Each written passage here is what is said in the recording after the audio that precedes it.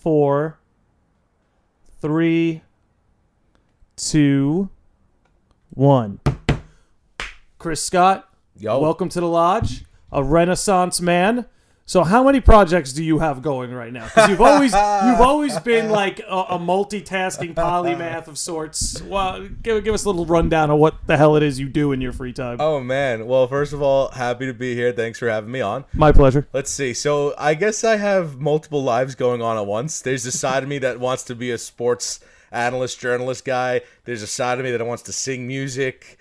And then there's just a side of me that wants to dwell into the world of everything when it comes to entertainment. You're a wrestling broadcaster too, right? Exactly. Like your neighborhood, wrestling foundation, I guess. I bring that into the whole sports analyst type of family there. But yes, play-by-play commentator for Staten Island's own wrestling promotion. So you would consider WWE a sport and not necessarily a theater performance, or would you say it's actually both?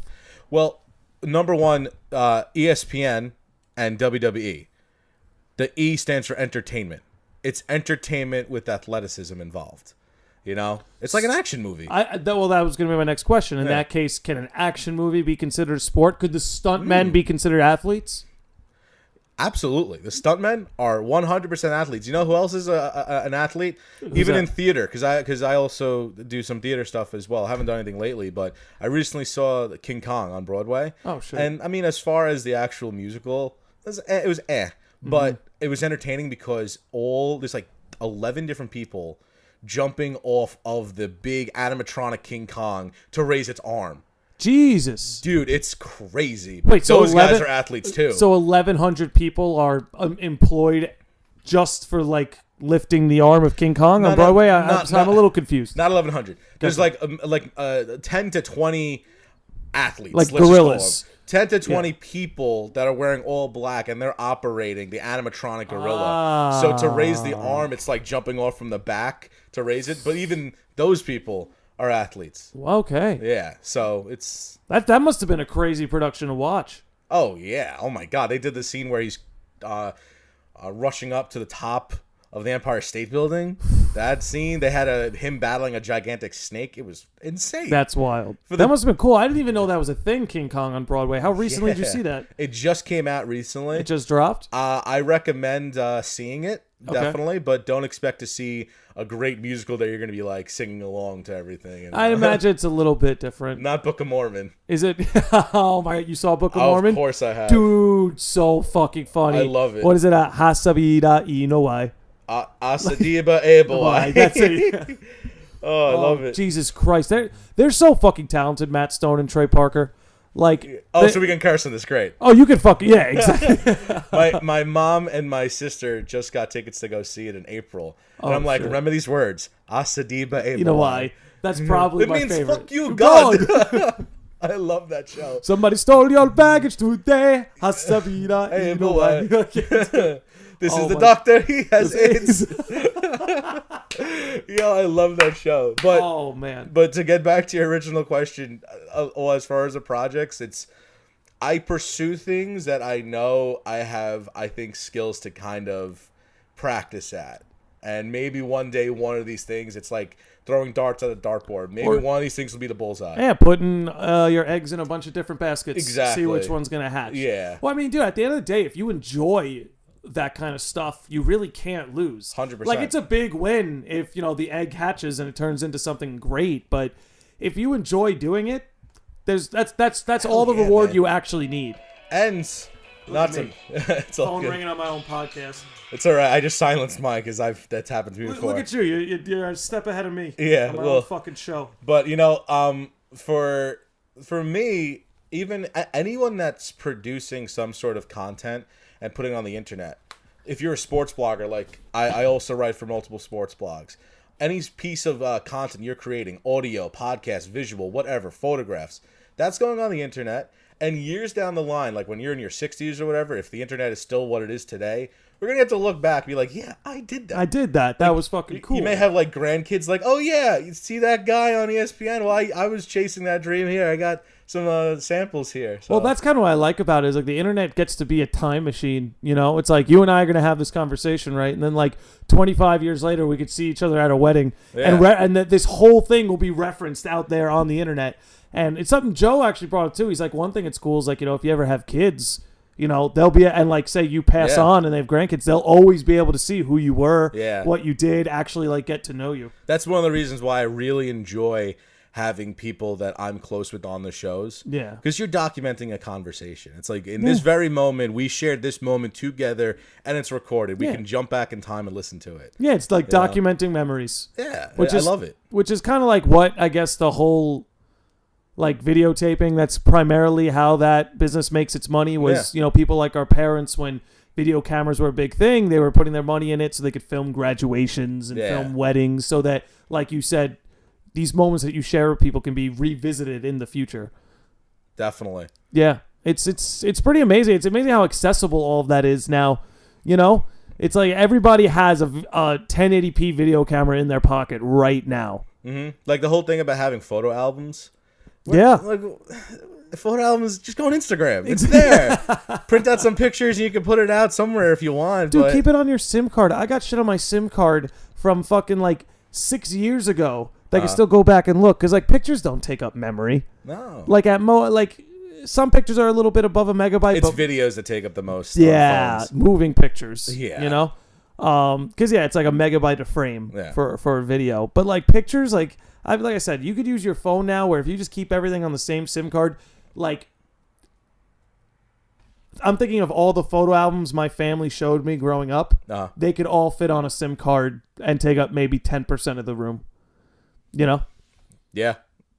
Saving all this stuff and having a platform that keeps it there for like a long time, that's so valuable because you're talking about like a little card, you know? Yeah, that can easily slip somewhere. You better take care of that because memories are right here. Like we have memories in our brains that like I think we haven't really fully tapped into the technology that our brains have. You know, I agree. Like you see all those movies in the future. It's like, oh yeah, you can just grab memories from your brain, Black Mirror stuff, replay them and shit. Love that stuff. Well, here, perfect. Because I've been trying to make a point to ask this on every podcast, and I forget all the time. But I have to ask you. Go. Are you Chip Gang? And if you don't know what Chip Gang is, I'd be happy to explain it. Okay, explain it. All right, Chip Gang. So you know about the Neuralink that Tesla's working on, that Elon Musk's working on? The whole idea of putting the chip in your brain that can like alert you if you have cancer cells. Okay. Or like you can access the internet with your thoughts. Things like that. Computing your brain. Kind of what you were getting at, tapping into the technology and capability of our brain. Do you foresee yourself biting the bullet and putting a chip in your brain? Or is that going to be too far for you? Me personally? Yes. No. You are not Chip Gang. I won't take a DNA test. I'm not doing one of those ancestry things. I don't want someone knowing what my DNA is and how I could be linked to someone. And I don't want that. I don't want my brain programmed. I want none of that. I don't want any. You want no part of that. You want the organic biological shell, nothing more. I don't want an organic piece of technology in my brain, and I can get hacked. Like, will I get hacked? What I need to no. I'm good like this. You ever see the episode? Functioning. You ever see the episode? Do you watch Futurama? Yeah. You ever see the episode where Fry is in his dreams and he keeps getting slammed with commercials? And it's like, oh yeah, companies could put ads in your dreams now. You know what? It's like I don't think I saw that one, but that sounds like something from Futurama. But like that would happen. Like if we had the chip in our brain, right? And Pepsi wanted to sell us Pepsi without us even knowing, without them telling us, they could just put a Pepsi can in our dream. And now that's subliminally in our brain. And you know when they would do that? They would do that when you're alone and you're like, I'm bored. What am I gonna do? Oh, now's a good time for an ad. Boom. Exactly. Yep. You know, like you go to do your business, like, all right, I'm gonna go into the bathroom real quick, do my business. You just hang out there. Ad. Oh, what is this? Well, you know, they have what they call guerrilla marketing, which is kind of the whole idea of marketing your product without it really look like it's being marketed. And examples of that would be paying Warner Brothers to put a Mountain Dew banner in the Times Square scene in the next Batman movie. You know, something as simple as that. Little, like, covert ads that just put the logo in people's brains. Or a scene where a guy pulls up to a bar. I'll take a Coke. It's Exactly. like, oh, Coca-Cola advertising. Exactly. I can't help but think that if we went down that road where we had chips in our brain, that's something we'd have to tangle with. We would be more impulsive to buy things because, I mean, Google and Facebook already have a monopoly on gathering our information. Pretty much. We're getting these random cold calls from people because someone's looking at our email. It's part of your terms and conditions when you have a Gmail account. Like, oh, this is all the interest that they have. Let's just, boom, all the ads that would happen in your head. Man, that would be some scary stuff. Not about it. No chip. I'm still on the fence because, like, you're right. I when you look at the cons of it, everything we just talked about is one of them. But like, wouldn't it be nice to get like a little IM that you have cancer cells in your liver? Yeah. Like, it's so weird because like the good is so good, but the bad is so bad. Mm-hmm. Yeah, I almost feel like the whole world in different aspects is moving towards just a more polarized state. Where like the good is getting better, but the bad is getting worse. Yeah. And we're presented with decisions like putting a chip in our brain where it's like, yeah, you're giving companies like they have your Google searches, now they have your thoughts.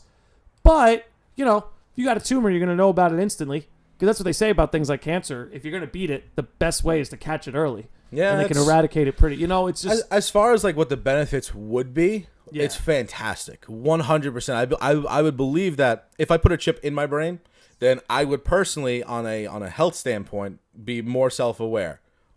1,000%. I'd be more up to date, up to the very second, probably updated if they have the technology to really look at that. It's like you're playing a video game. You're looking at your health bar. You something see like it's that. draining. It's like, oh, what's wrong? Better give myself a potion. Yeah, the imagination that humans have to, and I don't doubt that eventually that could be something. Mm-hmm.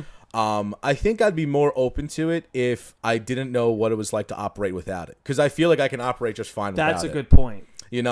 But if I'm brought up at a young age, like we were with technology and computers, and we've become pretty tech savvy with us, like how old are you now? I'm 26. Okay, 26. You're operating podcasts. You got your computer there. You got a camera. You got this technology. Meanwhile, people who didn't grow up with technology from a young age, they have no idea. They're not tech savvy. What they're looking at. Yeah, so that's a good point. If I was kind of brought up with like, okay, you're 10 years old now. You got to put the chip in. This is part of being an adult and living a healthy human lifestyle. I'd be more open to it, I think. So what you're saying is they're going to need to brainwash the young. It's going to start off with the young. It will start off with the young. Do you think that's what might do it? We'll just get really pissed off. Like for a living, I'm a computer programmer. Mm-hmm. Like if some 13-year-old has a chip in his brain, so now he's an infinitely better programmer than I am. Like, do I lose my competitive edge in the marketplace because I'm not doing this? It's a good thing to dive into. It's but so crazy, man. It's like they'll attack where the sympathy is, where people will care. And it's like the children. Think about the children. This will make you a better parent because your child, you'll know his health. You'll know his health every second. You know what's even crazy though is like imagine like they come out with a chip for like parents that they put in their kids and they can read their kids' thoughts. Because I know some helicopter parents that would love a technology like that. So he's thinking of sneaking out. He's thinking of cutting class. I got that in my my smartphone app. So as a fellow libertarian, from one libertarian to another, one of the things that we're advocates for are rights. Like, this is my property. These are my rights. Well, correct. If I'm a parent, I have ownership of that child. It is my right to know that child's thoughts. Until that child's 18. But as a U.S. citizen, you have the freedom of speech. You have the right to be a free thinker. You have that right. Like, you can be. Well, the other thing is, like, can you imagine what it would do to a kid's growth if he knew his parents were watching his thoughts? That's weird. Like, do you know of all the things I would have stopped myself from thinking of if I knew my mom and dad were monitoring my brain? Dude, like I would just be a herb, bro. I would just be beige, basic. And that's how Big Brother starts. Like, we have Big Brother now, but if the parents are watching over the kids, that's gonna prep them to have the government listen to your thoughts all the time. It's almost like that Bible verse, "As above, so below." I almost feel like that kind of works if you look at it from a societal standpoint. It's like if the parents are doing it to the children, then that probably means the government's doing it to the citizens. Yeah, Yeah, I 100% agree with that. Yeah. I mean, it's crazy, man. Do you think we're ever going to get our right to privacy back? Or do you think the Fourth Amendment is just a wash at this point? Dude, I think that you have...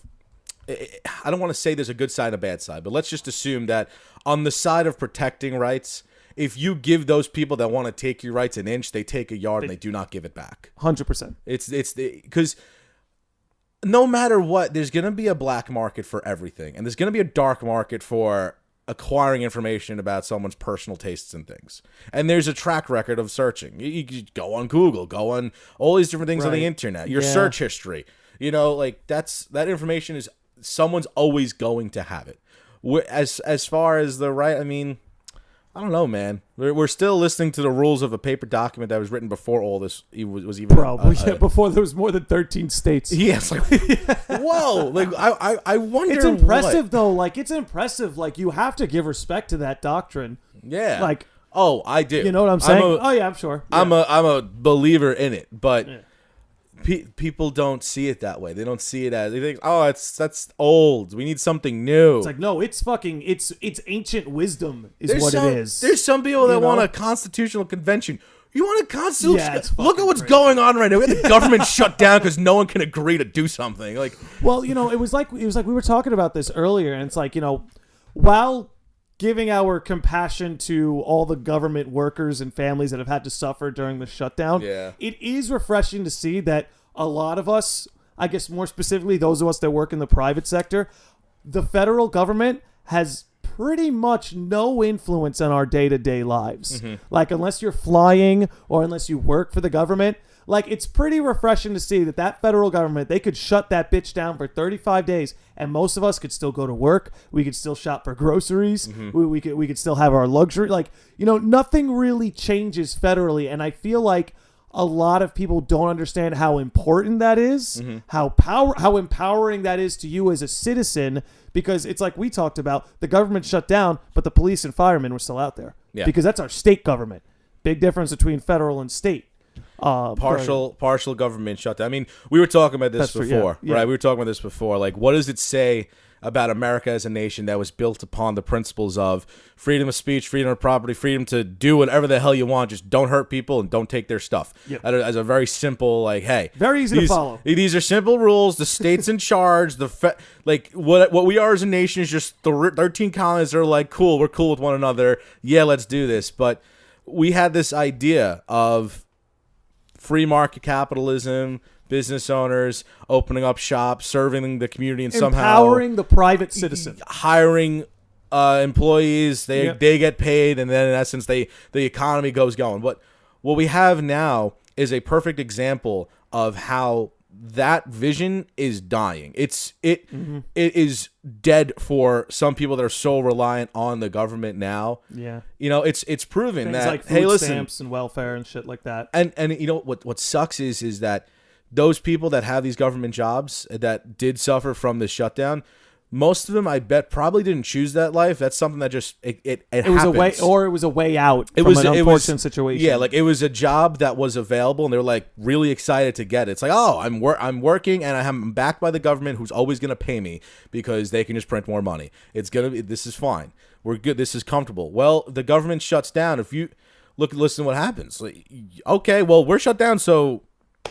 Sorry. Yeah. I mean, the good news is like now that the government's opened back up. Because the thing is, it's not like that the government shut down. Now these people don't go to work. It's like, bless these people. They still got up and they still went to work. Yeah. So now the government's back up for, this temporary 3 weeks. And they're getting paid with they're going to get paid. Yeah, everything that they worked for, they're getting paid for. So it's not like these people were completely free labor. And that's not to undermine their struggle. Yeah. Like, I can only imagine how hard it was to probably dip into your savings or put the last 35 days on credit. I'm very happy that the shutdown right now is over, because now these people who were struggling for a good amount of period of time, these people have 35 families. Days. I mean, you got to think about it. What is it? It's like, I could be botching this. Basically but a month. It's like, 40% of America lives paycheck to paycheck?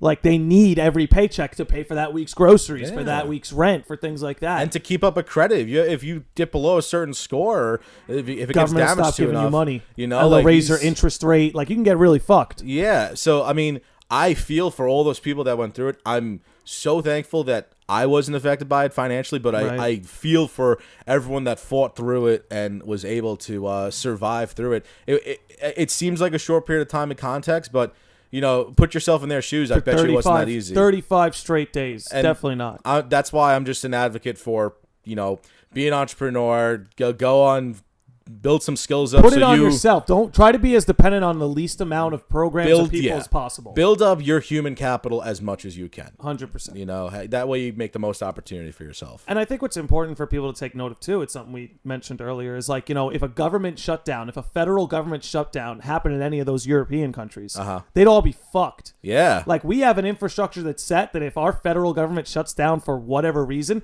the states can hold it down. And like, I don't know. It's a very comforting thing to live in a place like that, because if you think about most of human history, if a government shut down, it probably meant the world was burning. How vulnerable would a country be if they weren't the USA and didn't have the USA's military and we're going through a shutdown and we're involved in some sort of foreign conflict? It's so funny. As a nation, we're so, for lack of a better term, privileged that we can shut our government down. The only reason why we could do whatever the hell we want here is because of our military. Oh yeah, forget about it. And as far as I'm concerned, the national debt is a big problem that needs to get solved. Huge. But at the same time, what are you gonna do? Who's coming to collect? Are you gonna come with your baseball bat and try to beat us? I got 2,000 nukes firing at you right now. What are you gonna do? Not only nukes, fucking EMPs, whatever electronic device you have, we can disable a whole nation's. Our satellites, I said satellites from the moon are looking at you right now. They can see the sweat dripping from your forehead. Like, what are you gonna do? You're gonna try to collect your money? Absolutely not. I mean, you're not wrong. You're not fucking wrong. I mean, and like, another thing people forget about is like, our military is so expansive that a lot of the nations in the UN really don't even have a military budget. No, they use the USA as contractors. I can offer you protection. Just give me 10%. Not much has changed. Yeah, a lot's changed. A lot's changed since then. Oh man. Oh my god. Wow, we drove into politics. We drove into politics, but we kept it nonpartisan, which is don't important. hurt people. Don't take their stuff. It's a simple principle. Yeah, just fucking respect each other. Like, it's really not that hard. Hold doors open for people. Say excuse me. Say I'm sorry. Yeah. There's so few reasons to be a dick to people. Yeah. Like, it's not like I bump into them every single day, but it's like, I don't know. Live and let live. Whenever that happens to me personally, like if someone's confrontational, or like maybe I'm walking down the street, right, and I'm walking and I actually bump into someone. Someone goes, "Watch you're going, bro." It's like, okay, I have two options here.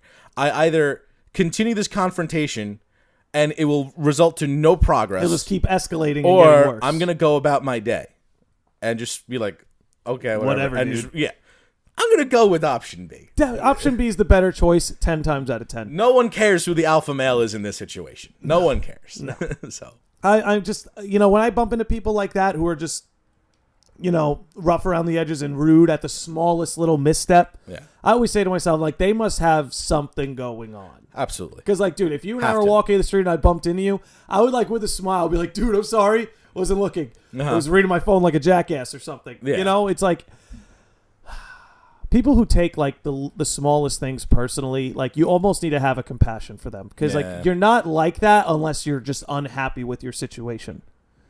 You know? And sometimes the best thing you could do for that person is not escalate the confrontation. Exactly. And kind of just diffuse it and be like, whatever, man, I'm sorry. Plus, it's good for you, too. Like, what can happen? You get into a fight. All of a sudden, you're in a hospital. Well, but I beat him up, though. Yeah, well, you got these medical bills, and your arm is broken. And he's suing you. And he is suing you. Now but you gotta go you to won court. the fight. You won the fight, though. You did it, bro. Yeah. Yeah, bro. I love how we start talking like juice heads because of that. Well, I mean, let's say that's kind of the juice head archetype. Yeah. You're bumping to me. You trying to say you're better than me? I got muscles on my eyeballs. Like SpongeBob. Salty spittoon. Yeah. I ate a bowl of cereal this morning. So? Without any milk. Right this way, sir. Oh, man. But before we continue, I actually, let's dive off the politics train, at least for now. And I want to talk to you about your band, All in Moment. Love it, yeah. All in Moment. Yeah. Thank you, yeah. So the All in Moment band, you are the singer, frontman, and guitarist? Not a guitarist, just a singer. Just a straight up frontman. Yeah. Okay, Freddie Mercury, tell me more. Honestly, I've always had a history with singing because of my family. My uncle's a singer, my mother's a singer professionally, and I was born and raised on Beatles music. So always listening to the Beatles. Recently got into Billy Joel. This was in high school. And so I've always been singing along to these classic rock songs or whatever's on the radio. Sometimes I get into. Now I don't even listen to the radio. But anyway, so I always had an interest in singing. And David Cohen, the lead guitarist, he's been the backbone of the band. He is, I would say, he puts in the most work, has practices in his basement. He's in contact with guys that book the shows. He's doing a whole bunch of stuff, graphic designing. He's a guitarist. He was in bands before.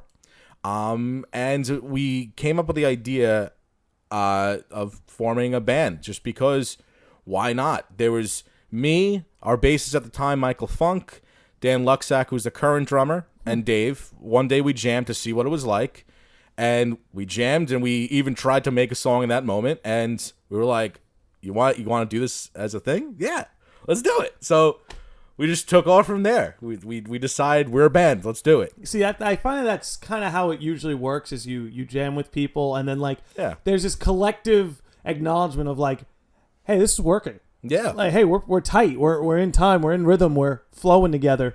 Gotta have chemistry. So you guys really just had one practice where you're like, hey, let's jam. And the jam went so well, you all collectively were kind of like, yeah, let's do this. We did it. And me being me, I'm just like, I can sing.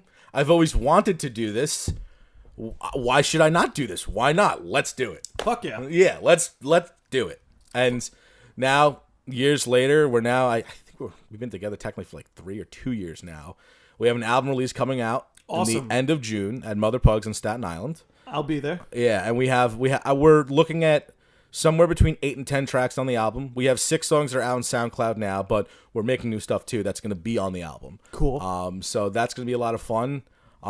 We have a new bassist. He's really good. His name is Luke Lewis. He's the youngest of us, but he's really, really talented. Luke Lewis. Yeah. Sounds like it, right? So yeah, Luke Lewis on bass, Dave Cohen guitar, Dan Luxack on drums, and yours truly as the singer. Awesome. So one guitar, one bass, drummer, singer. Yep. Awesome. What's your guys' style? I would say we all have different influences in the music world of what we prefer. But if I had to categorize us on like iTunes, I would say we're like somewhere between metal and hard rock. Somewhere around there. If you had to compare yourself to a few bands. Ooh, okay. I don't think we're that comparable, but how about this? We're influenced by Avenged Sevenfold. That's a better way of saying right. This, yeah, we're influenced by Avenged Sevenfold, Bullet for My Valentine, Escape the Fate, a little bit of Beatles because I like that, Billy Joel. Then you have Metallica, Judas Priest, and what's another band that our bassist likes? What's his name? Pop Evil.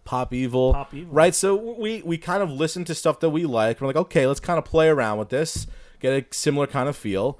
But I would say all those bands is like a big clusterfuck of influences. Awesome. If I could say, this is our style. That's cool, dude. Yeah. That's really cool. Yeah. How long you guys been together? You said about 3 years now. About 3 years, and you're going to be dropping this album at the end of June. Where's the show? It's going to be at Mother Pugs in Staten Island. Mother Pugs in Staten Island. Awesome. Have you played there before? We have. We played there twice, and it's one of our favorite venues. I was going to say, it must be a dope venue if you're doing the release show It's small. We've played in bigger venues, I would say. And at times we've played with venues that had more technology, but because they had more technology, they're missing out on other thing. The best part is the crowd at Mother Pugs. It's our crowd. It's people that may not know us, but they like local underground Staten Island bands that play this style of music. So it's a lot of fun playing there, and we're really happy that we have the opportunity to do an album release party at home base. At home base. Home field advantage. It sounds like it's going to be a wild show. Yeah. I'm definitely excited. Have you guys named the album yet? We do not have a name for the album yet, no. You going to be dropping a single between now and June? Well, we already have so much stuff out there already. I don't think we're going to You're going to let what's out there sit and then let the rest of the album complete itself at the end of June. One of our songs that we get complimented a lot on, it's called For You. It's a lighter song. It's our lightest song, but compared to our other stuff. But that just goes to show like our wide range of sounds and different markets we can appeal to. But that song For You, we may do an acoustic version of it. Maybe that's something we release ahead of time. I'm not sure. Have like a bonus track for it. Yeah. And stuff. Yeah, people like that one. So, and the music of it, it makes sense to be an acoustic song. Cool. What studio do you guys record out of? Well, we actually our guitarist, he's also a pro wrestler, right? And Wow. yeah, he's actually a pro wrestler. Wow. And that's how I got involved as a commentator. And he met a band through wrestling called Heroes. They're pretty good. They're a local band. And they use this guy, Joe, from Exeter Studios, Exeter Recording Studio. It's I think it's by Freehold, New Jersey.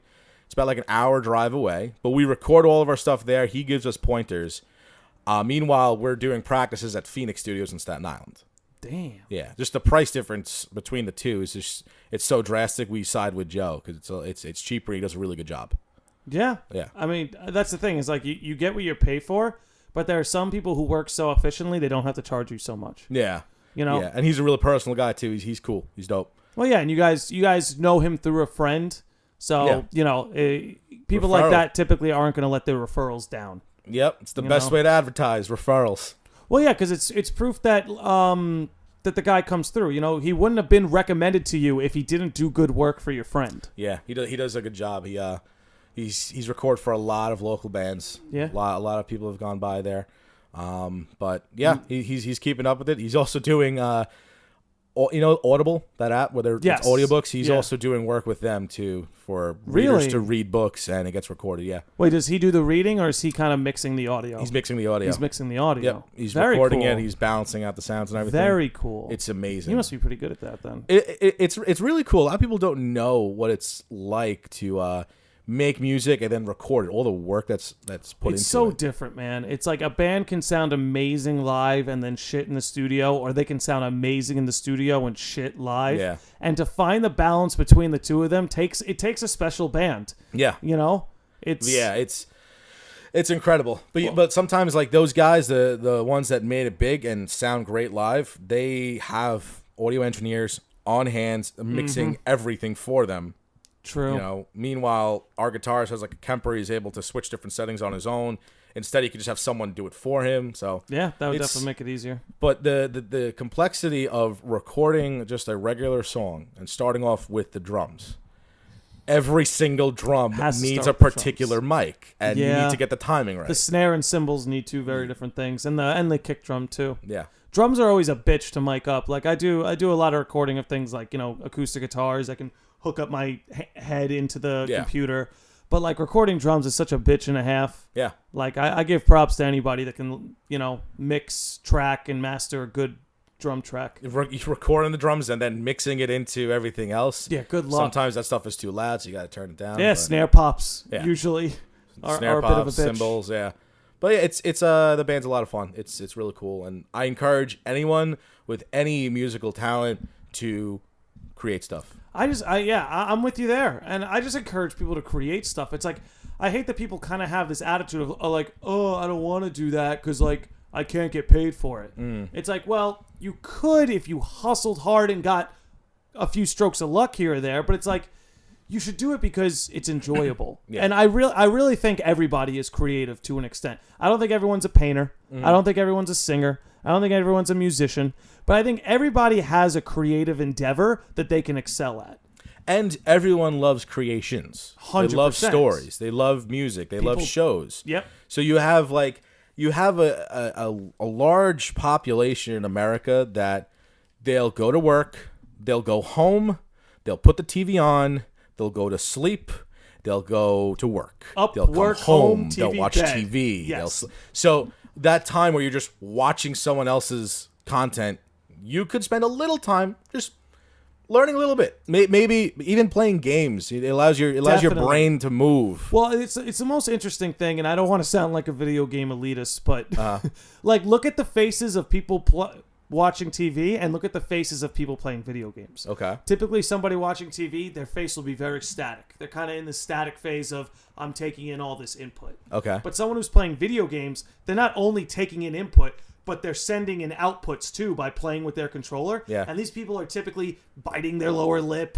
grinding their teeth, going, ah, or fuck, or duh. Like, they're alive. You know, they're alive. They're thinking. Their brains are moving. They're interacting. Motor skills. The whole thing. The machine is at work. And it's not to say don't watch TV. I fucking love TV. You know, there are some great stories to be told that we have access to. And Game of Thrones. Access to. Can't wait. You're a big Game of Thrones guy? Can't wait. I have not gotten into Game of Thrones.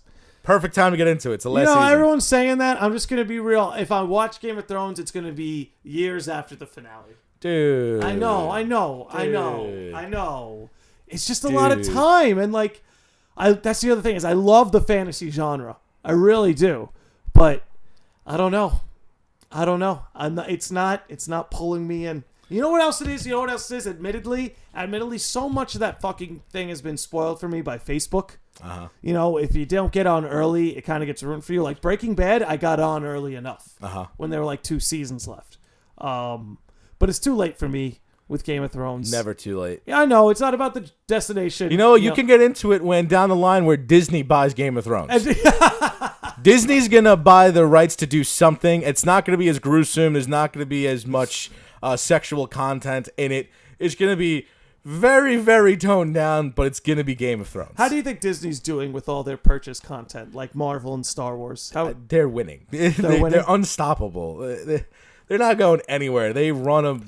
Well, they're definitely not going anywhere because seriously, like the history of animation and the history of cinema, like people are like, oh, Disney owns the theater. It's like, bitch, Disney's always owned the theater. Dude, Disney's on another level. And you know what they did years ago when Mickey Mouse was about to enter public domain? Yes. Right? They changed the laws.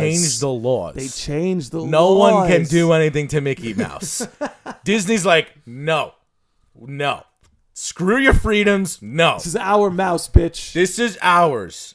But you know what? They're winning because they have a plan to always appeal to the next generation by retelling the stories in a different way. That's what they're doing, and they are winning. And they're the captains of the monomyth. Yeah. How would you grade them with Marvel, and how would you grade them with Star Wars? Oh, wow. Man, I'm a big Star Wars fan. Me too. I love Star Wars. I'm not. I never was a big comic guy. I like some of the superheroes. Not a huge comic guy, but I always liked comics. Didn't read the comics. I knew about the superheroes. I watched like TV shows with them. I watched Justice League. You know, and all I played a few video games where they were in, but never got too crazy. Batman's always number one. But always number one. Since we're talking Marvel, the Marvel movies are great.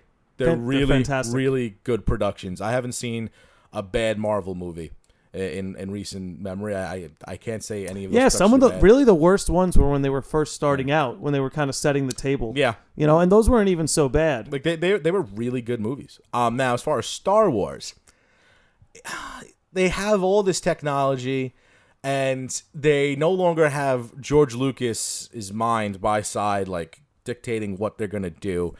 It's not that I don't know. Some of the things that happened in the last movie were just very questionable. Like, wait, you're telling me that Princess Leia gets blown up in a ship, is floating in space, and then by the magic of the Force, she's brought back in, and she's dead, but she's not like dead. You know, she's not blown up and alone in space with no dignity. Like, no, we got the body. She's cool, but that seemed a little far-fetched, and it's Star Wars. Yeah, I want to pause right there because I got chills at that scene because you saw Kylo like looking down at his mother, and Leia looking up at her son who she's lost. Basically, he's turned to the dark side, and then he makes the order to kill his mom. And I thought it would have been so fitting if Kylo murdered both his parents. If he was just that, because like, if he was just that much of a tyrant to murder both his mother and father in cold blood, it would have made me really hate him, isn't that what you want from your villains? Yeah. You want to hate them for being cold. You want to hate them for being calculated. See, the most weird thing now about Star Wars is they're straying away from the dark side and the light side, and they're bringing it together to make the gray side. The gray side, yep. Like they're like, oh well, you could be a little bit of this, a little bit of that. You know, everyone's not perfect. I kind of like that though. I like that a lot. When they talk about how like, oh well, the Jedi were evil because they held all the information and didn't distribute it to everyone because they weren't good enough or something. You know, I can kind of get behind that. Well, what I get behind is like it's like the downfall of Anakin Skywalker was that he wasn't allowed to be himself. To be a Jedi was to restrain yourself. You couldn't. It's like being a priest. You can't fall in love and have a baby. Yeah. You can't lead the normal life. It's supposed to be a passionless life. You're almost supposed to be absent of ego, absent of passion, just this shell that holds up the order. Yeah. But the Sith argument is like, no, you need. That's how Palpatine was able to manipulate Anakin. He's like, no, see over here, we'll let you have the love of your life. We'll let you have a family. We'll let you have the life of significance that you've been pursuing. So I think there's something to be said that maybe you are better off having a little bit of the chaos and a little bit of the order instead of the Jedi who are kind of absolute order and the Sith who are just absolute chaos. Yeah. So I'm all for bringing it together. I think it's a good moral. Mm-hmm. Go ahead. But as far as like grading, I would say they've done a much better job in Marvel than Star Wars. I agree. I don't know off the top of my head, though, the amount of revenue that they've collected from either or. You know, because probably more from Marvel just because there's more content. I'd imagine that's the case, but Star Wars is Star Wars, and it doesn't even matter. It doesn't even matter if they put out a new movie. People are buying Star Wars stuff for their kids. Yeah, and The Force Awakens made more money than The Last Jedi, right? I think so. Yeah, I'm pretty certain because I think The Last Jedi, while it did well, but they spent a lot of money on it that they really they made money. Don't get me wrong, but they didn't make Star Wars money off The Last Jedi because like toy sales were down because a lot of people felt the way you described, where it's like there's some questionable things with what they did here. Like, I think a bigger problem with them is they also released Rogue One. And they had the different stories. They had the Han Solo story. Yeah. They had Rogue One. They had this, that. So did you see Han Solo or Rogue One? I did. I thought it was good. Solo? I really like Solo. I thought Solo was good. I thought Solo was pretty good. I honestly, people may argue with me on this. I like Solo more than Rogue One. I agree. I actually agree with you, and I like Rogue One. Rogue One was okay. I got to watch it again. You know, I guess I was tired when I was watching it. The biggest complaint I have about Rogue One is, spoiler alert, you know, there's the tragic ending where the whole crew dies. Yeah. But it's like the crew was together for maybe 15 minutes. And it's like, so the crew was together for 15 minutes and you want me to really be torn up at the fact they're dying? Yeah. It's like, no, it's kind of just fatalistic to me. You know, because I didn't get to really know any of these characters that long. You know, it's still a good movie, but like it didn't impact me so much just because the movie had to spend a lot of time setting up the climax that it took away from getting to know who the characters were. Yeah, I mean, to be fair with Rogue One, that movie was built with a handicap. You know, like you knew that, okay, well, these characters are not going to be around again. It's just this is going to be a one-off. Exactly. And this is apparently a really important story, so we already know what this is about. We already know these are going to be the plans, and all these people that are being built up are going to die, so whatever. But I still watched it because it was Star Wars, and I love Star Wars. Yeah, Star Wars is the shit. I'm actually really excited, and I think this is where Disney is going to do really good on the streaming service when they have that Star Wars show come out. They're rebooting Clone Wars. Yeah, and they have what's his name, Pedro Pascal, I believe he's going to be in it. Really? Not Clone Wars. No, they're doing it starts with an M. It's the type of people that Jango Fett came from. Oh, God damn it! Yeah, I know what you mean. You know what I'm talking about? Man something. So much of a Star Wars head, but I'm not like a super Star Wars fan, but I've always I'm not the super nerd. No. I just really like the movies. They're fun. I grew up with them. I can name you some stuff that's in Star Wars Clone Wars and I didn't Star watch Wars Clone Battlefront. Wars. I mean Battlefront. That's what I mean. Battlefront 2 was my fucking shit. Yo, Battlefront 2 was one of the best video games Holy shit, man. That game was so great. The flying stuff, all the vehicles playing as the heroes, the maps. Fucking great. The online was great. Like that was one of the first like online games that really had a popular I guess you would say player volume. But here's my fucking thing. Ever since Disney bought fucking Star Wars, the video games have just been, I don't want to say trash, but very few and far between. Like our whole lives, Star Wars games have been pumped out year after year after year. And if they weren't pumping out games, Yoda and Vader and The Apprentice were guests in Soul Calibur 4. Yeah, like, you know what I'm saying? Like Star Wars was in the video game world. But ever since Disney bought them, nothing. Yeah, it's weird. Nothing. You know, and I feel like with I think the new Battlefront, I've played it. It's fun. it actually is really cool. The graphics are insane, but it's not original. You're copying Battlefield and Call of Duty. It's the same gameplay. Give me something different. You're just upping the skins. Yeah, I hate it. I hate it when games do that. When they pretty much just re-release the same game, but they're just changing the skins of what you're looking at. You know what's funny to think about that is a lot of shows and movies that we watch, they follow the same storyline structure. Oh, it's a monomyth. But we still watch it. Well, yeah, because it's the establishment of chaos and order. It's severing off the parts of you that are rotten and integrating new parts of you that are nourishing, that thrive. You know, it's like diving into the belly of the beast to rescue your father from the underworld. You know? We love that story because we live that story every day. It's not as grand as the Luke and Darth Vader story, but it's every little thing. It's like, say your dad was a smoker, right? Like he smoked cigarettes. He was a chain-smoking cigarette smoker. Yeah. It's like, you're living that story when you choose not to smoke cigarettes. Yep. That's Luke saving Vader right there when you do that. It's the same story. And it feels good to watch it because you say things to yourself like, well, if Luke can do it, if who's another? If Jim Carrey can do it, like, dude, I love when people use things that happen in movies as a justification for doing something. Like, you can do it. Remember what Luke did? That's not true. Luke did this. I love when that is like people honestly look at movies to be like, you can do it because this character in a movie did it. Like, I get it. It's motivational, 100%. Here's a Star Wars story you might like, since you're a big Star Wars fan. My very last day in college, I had to present for a communications class, a research project. We spent the entire semester on it. This is my last day in college.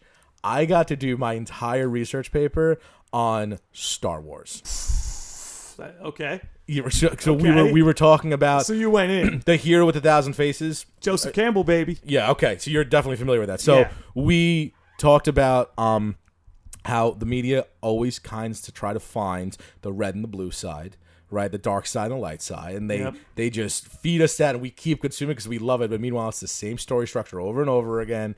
But we got to talk about Star Wars for a good half hour. I walked out of class. I was like, I won college. I ended college. Your final paper was on. I left college talking about Star Wars. This is what could be better than this?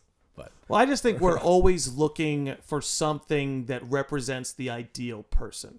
Okay. I think all of us, man, woman, boy, girl. So we're trying to see ourselves in a character. Yes, okay. We're looking for the inspiration. I mean, it's the same reason people get attached to religions. Mm-hmm. You gotta find Jesus. But like we're always looking and we want it everywhere we look, whether you're going to church, whether you're watching football, you're looking for your quarterback to be the hero in the last 2 minutes. We're always looking for that ideal person. What does it say about us as a society that we're trending towards being fans of the anti-hero? The guy who is not the good guy, but he's kind of a bad good guy. Like, he's a bad guy, but he's a good guy at the same time. We like that character. We like seeing the character who, they're out for themselves because they've gathered that the world is cruel and it's tough, and you have to be tough and fight for yourself. And we fall in love with that because we know deep down that's, at some level, that's how a lot of us are. Uh-huh. But then you see that person be selfless, and then they feel like the hero, and then it feels real to you. It's like, oh, if that selfish person who was competent can choose to be selfless, then I can as well. God bless Stone Cold Steve Austin, the anti-hero. Yeah. He set the example in the 90s. That would be interesting to see if the because you're right, there's been like a surge of anti-hero protagonists in media. I wonder if like Stone Cold Steve Austin kind of lit the fuse for that.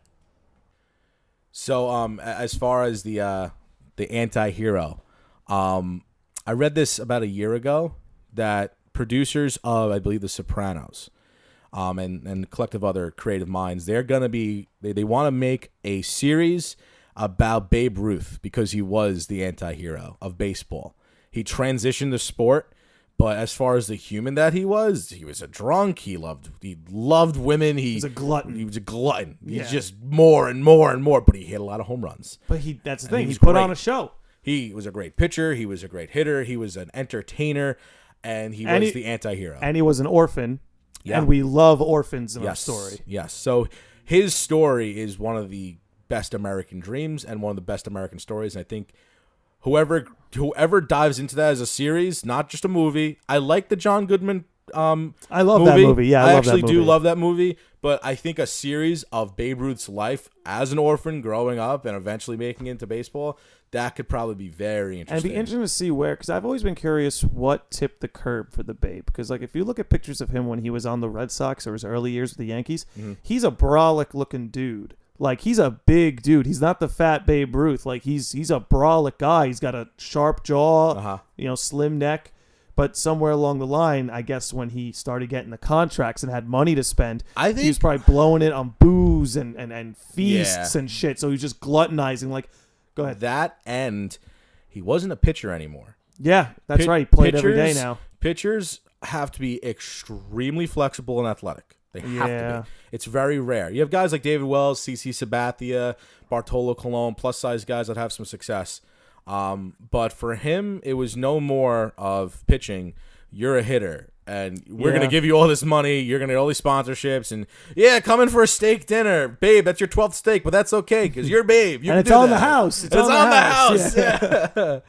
Yeah, man. Like, I'm pretty excited for that. That sounds amazing. Yeah, and everyone loves. Every baseball fan should love the story of Babe Ruth. Yep, I love baseball. Same. The story of Babe Ruth it's a classic. But I want that to come out because I'll dive right into it. What makes him so compelling is you can almost, depending how you frame it, the story of Babe Ruth could either be a comedy or a tragedy in the traditional sense. Comedy being the happy ending, tragedy being the sad ending. Yeah. Because I think you remember from the end of the John Goodman movie, while Babe was like the best to ever play, his actual dream was to be the manager. That was his real dream. And when they were the Boston Braves at the time, the Boston Braves had him on the team, and he was like a player coach. And they signed him with the promise of you will be the manager one day. Yeah. Just finish up your career here, and we'll transition you in. But he gained light that the Boston Braves were never going to let him be manager. They just used that to sell tickets, bring him in and sell tickets. Yeah. So Babe never achieved his dream of being a baseball manager because how are you going to let a guy who can't manage himself manage a team? Practically speaking, I understand why he never got that. But he was arguably the greatest baseball player who ever lived. He was definitely the most ahead of his time. Yes. I don't think any athlete in history was as ahead of their time in their sport as Babe Ruth was in his era. We watch sports because we want to see something we haven't seen before. We want to see some athlete do something that has been done before. We want to see Nick Foles beat the Patriots. Saw that already. But that's why you didn't get it again this year. Yeah, it happened. We already saw it. Next. Eli Manning and Nick Foles taking down Tom Brady. Rooting for you, Jared Goff. But yeah, man. We want to see things that are different, and maybe someday we are going to see someone change the sport. It happens pretty often. You have Mariano Rivera make an entire career off of one pitch, a pitch that he learned later on in his career from a teammate. That's true. Learned it from Ramiro Mendoza. I forgot about that. Yeah. He learned that from Ramiro Mendoza, and he's a failed starting pitcher. He's the best reliever of all time by far and away. Yeah, by far and away. And I don't see anyone coming near his saves record anytime soon, just because of how the bullpen's used now. And closers are not as consistent as they used to be. Yeah, they're not as durable. Yeah, Mariano Rivera was a different breed. He was a tremendous athlete. I almost feel like he was the end of an era because I remember growing up closers were like the big dicks of baseball. You know what I'm saying? I'm not saying dick is in rude. I just mean to be the Billy Wagner, to be the Mariano Rivera, the Trevor Hoffman. Oh, you see that guy? Yeah. There's not many guys like him. He throws 100. Yeah. But now every team has 3 guys that throw 100. Exactly. So it was so theatrical for the closer to come out to their song and walk to the mound. Maybe this is just a consequence of New York baseball, and the way it's been since Mo left. But I almost feel like that idea is the dying breed. The big closer coming in to shut down the game. Well, I think the Yankees tried with getting Aroldis Chapman. Definitely. And they have the best bullpen in baseball. And numerically, they do such a great job. And they didn't lose last year because their bullpen blew up. They lost because of their hitting. Yep. It didn't Weak show lineup, and Aaron Judge kind of pooped out at the end there. Judge's numbers. For Judge, pooped out for Judge is how I should put it. Oh, well, Judge made the mistake of riling up the monster when he played New York in Fenway. Yeah. That was a mistake. He woke up a giant, and the Red Sox won 108 games. They're one of the best teams ever in baseball last year. They're scary. I'm scared of another Boston dynasty. Boston sports are just something Boston else. Sports, whether you like it or not, they have a dynasty. Boston sports has a dynasty in the 2000s. They are winning the 21st century. Yeah, they are the sports. I mean, fucking the Patriots are in the Super Bowl again. Dude. Which, what football team do you root for? Colts. The Colts? Because I hate the Patriots. What's it like, man, being in the AFC right now? I can't, if I was an AFC fan, I feel like I can't even watch football anymore. I give you credit. Maybe I'm being a little bitch, but I give you credit, dude. Dude, I have to see this happen year after year. To be honest, I don't watch football as much as I used to. I used to watch it a lot more. I watch Red Zone when I can. Yeah. Red Zone's fun. But sitting back and watching a game the entire time, knowing that, great, the Patriots are still around, the Tom Brady's around, so what hope do I really have here? So do you think your football viewership will increase when the Tom Brady, Bill Belichick era is over? Do you think that would bring you back into the sport, or does it all take for Andrew Luck to go on a run? I think it's not just Tom Brady getting replaced. What the NFL has right now is a great opportunity because they have a lot of young players that are now the face of the NFL. Especially quarterbacks. You know, they have Patrick Mahomes, they have Jared Goff, Carson Wentz if he could stay healthy. You got Saquon Barkley, Alvin Kamara. These are all really Baker Mayfield. young guys. Baker Mayfield's going to be a face. Give the Browns 7 wins. Dude, I haven't seen that in a long time. This is an exciting time. I watched more football this year than I have in last several years. When Peyton Manning left the Colts and things went downhill for the Colts, I started bottoming out. I rooted for the Colts, but it was rough that year when Peyton was gone. Then we got Luck, and it was exciting. But then the Colts played the Patriots, and I think it was an AFC Championship game, and they obliterated the Colts. So it's like, oh, Deflategate. What do we got going on here? What's going on? What is this? Oh. Why are the Patriots so damn good? But it's a system. I think that's what I think it is. Bill Belichick, he's been trained by the best. He's the best coach ever. No, what I saw him do last week, where in the middle of the game, he broke the fucking tablet and then threw the book just to say, fuck the books. 2 minutes left. Tom, do what you want to do. And then they win the game. Dude, that's such a great pair. Belichick I fucking and Brady. hate them. Hate them, but you know what? I hate them. Oh, this is actually funny. We can. I'm gonna bring this up. Go for it on the air because this was really this had me. This made me giggle a little bit. So I'm on Twitter and they show Tom Brady dropping the mic at Gillette Stadium. They had a rally, old Patriots fans, talking about, all this happened, but we're still here. We're still here. We're still here. Drops the mic. My comment to that was, I hate that he deserves my respect. Right? I hate that he deserves my respect. Someone responded, America, I kid you not, someone responds to this immediately. America has gone Marxist. So be it. Hate the winners. We can be the USSR soon. I'm like, lady. What? I'm like, lady, I just complimented the guy. What do you... What? Right. Like, what? I hate that I respect Tom Brady. Well, Marxism in the USSR. The internet's gone mad, dude. No, the world's gone mad. The world's gone mad. I think we're gonna settle. I think we're gonna settle down in the next 5 years. But we've gone crazy because we have so much at our fingertips, man. It's like, what was it? Maybe 15 years ago, you would have just expressed that opinion to a room of your friends. Yeah, and they would have just made their comments. Yep. Now you have the ability to express that opinion to everyone. And then anyone can comment, including insane people who are going to bring Marxism into a conversation about Tom Brady. Then again, Two things I fucking hate, Marxism and Tom Brady. I could go into my settings, just say, no, random people cannot comment on my stuff, but it's entertaining when it happens. That's funny. I cannot. People are crazy. People are nuts. People are nuts. But no, Tom Brady's the best quarterback of all time. Easily. If you had to choose a quarterback to play in the Super Bowl, it's between Brady and Montana. You can't go wrong with either or. Brady's proved time and time again he's a gamer. I pick Foles. He's undefeated in the Super Bowl. Okay. Well, so is Eli. So is he. Eli's won twice as many. Eli's 2-0. Eli's 2-0. Yeah. Oh my God. Do you think this is the end for Eli? Do you think this is the last straw? Do you think he gets one more full season, or do you think he's out halfway through?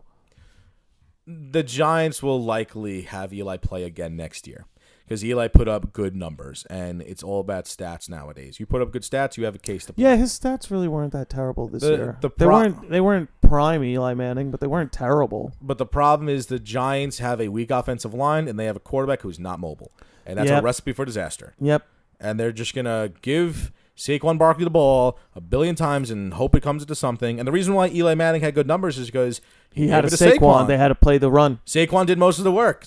Quick little 2-yard slant route or 2-yard flat route. A screen. Yeah, the yards Saquon, just run that way, and I'm going to make it look like I'm a quarterback, and I'm going to throw it that way, but I'm just going to give it to you. And you're going to go 50 yards, and I'm going to get the stats. I get accused as an Eagles fan for being an Eli Manning apologist, but...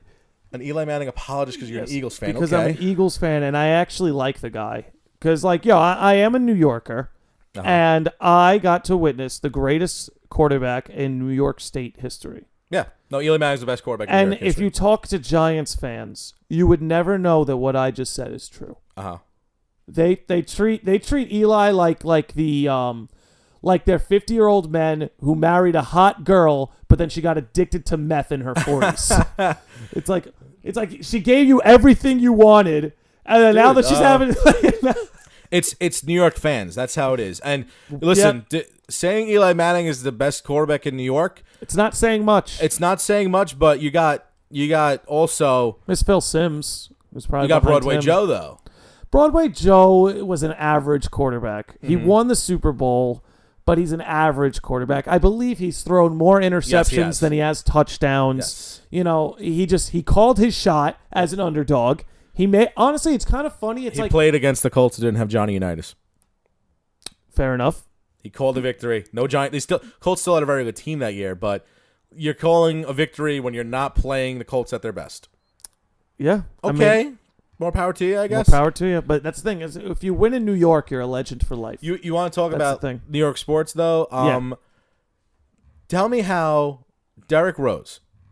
Okay, Derrick Rose is getting praised right now. Like, he's going to be an all-star. It's going to be great. The comeback story of Derrick Rose. Look at Derrick Rose's numbers now. Look at his numbers with the Knicks. They're identical. We trashed him with New York. That's New York. We trashed him with New York, but all of a sudden he's a god for the Bucks. Well, because the Bucks are winning. That's why. The Bucks are winning and Derrick Rose is a part of it. Yeah. Yeah. New York wasn't winning, so it's like, if you're a good player on a winning team, great. If you're a good player on a bad team, you're the problem. Exactly. Well, I thought the Knicks made a huge mistake when they did the Melo trade, and that's not a knock on Melo. He's a really good basketball player, but they had such a good young crop of guys like what was his name, Gallinari, and all those guys. I thought they maybe should have built a team around what they had. That said, the first year they had Melo, when they had the Melo Stoudemire team, they were the number 2 seed. And I remember everybody thought they were going to do it. Oh, it's a good team. It's going to be Miami, the Miami Heat versus the New York Knicks, and then the fucking fundamental Indiana Pacers fucking wipe the floor with us in the playoffs. I remember I was watching Chili's when that game happened, and people were upset. They were all there for the Knicks game, and the Knicks lost. It was Game 6 or whatever. But yeah, listen, the Knicks they shot their shot. They knew Carmelo wanted to come to New York, but they were anxious, and they were like, well, let's trade for him instead of sign for him. Let's wait for his contract to run out. Let's give up the pillars, the stone for our pillars. Give up the last 3 fucking drafts for fucking Carmelo. Let's give up the stone for our pillars that we built this foundation off of, and let's just get rid of it now and get Carmelo. It doesn't make sense, but it doesn't. But it didn't make sense. But hey, you know what? They got to the number 2 seed, but in New York, you got to win a title. You got to win. You got to win, or you're forgotten. Got to win a title. As a New York Mets fan, 2006 to 2015. Nobody cares unless you win the last game of the year. I'm going to explain to you why being a Yankees fan is painful. Okay? Oh, it's because you guys can't enjoy yourselves. It's like the Mets can have fun on their way to the World Series. You guys can't have fun unless you win the World Series. Dude, it's a blessing and a curse. I love being a Yankee fan, and I will. That's my team for life. That if I have a child, they're gonna be a Yankee fan. Indoctrinated. I'm going to whisper Ruth, Gehrig, Maris Mantle, A-Rod. I'm gonna whisper the names in their ears as you're just like cradling them. Yes, Cheater, Mo, the Core Four. But like, we won the World Series. We got to win the World Series next year. You guys just won. Got to win it next year. Got to win it next year. Got to show our dominance. We got to win. You guys are the Empire, so it makes sense. We can never have satisfaction for a long period of time. It's not going to happen. We're going to win the World Series. We're going to be happy for a week, and all of a sudden we're going to be stressed out about next year. We got to improve pitching. You guys just won the World Series. We got to improve pitching. It's a perfectionist franchise. It is, and I love it because they're always in contention no matter what. They're always going to they're another one like the Patriots. It's a good infrastructure. Yeah. It's a good system, but yeah. we do need to wrap this up soon. So I don't know if you got anything else you want to say, and definitely plug yourself before we sign off. Sure. Okay. So I'm a writer for Yanks Go Yard. It's a company by Fansided that's owned by them. I also write for Clutch Points app, talk about football with that. You can find me on Twitter. It's at Chris John Scott. I post all my contents on Facebook. I also have a sports page of my sports blogs. It's Chris John Scott, sports blogger. As far as music, we talked about before. I'm the singer for All in Moment. We are an underground band right now, but we are growing in popularity. Find us on Facebook. Find us on SoundCloud. And our email is allinmomentband@gmail.com for bookings. On social media, we are at All in Moment Bands. We disperse the news, what's going on there. I really appreciate being on the show. Dude, pleasure having you. This has been great. As far as any last things that I wanted to say, it's I think what you're doing is really cool. And I think if anyone has a creative mind with anything or a passion, go and pursue it. You only live once. You don't want to look back and regret not pursuing that passion when you had the time to do it. Amen, brother. And that's why we love having you on. Great minds think alike. Definitely gonna have you back on. I'm down. Definitely. And I'll have you on my show, dude. Please, I'd love to come out, and I'll keep me in the loop about the show in June. I'd love to come out for the release show. We actually have a show. I forgot to mention this. February 22nd. We're Definitely in Brooklyn. That's a Friday. It's February 22nd at Kingsland. It's an acoustic show. We're playing with IC Stars. Very nice. Yeah. That'll be a good time. Yeah, it'll be a lot of fun. All right, so if you're in the Brooklyn area, February 22nd, IC Stars and All in Moment. Chris Scott, thank you for coming on. Thanks for having me.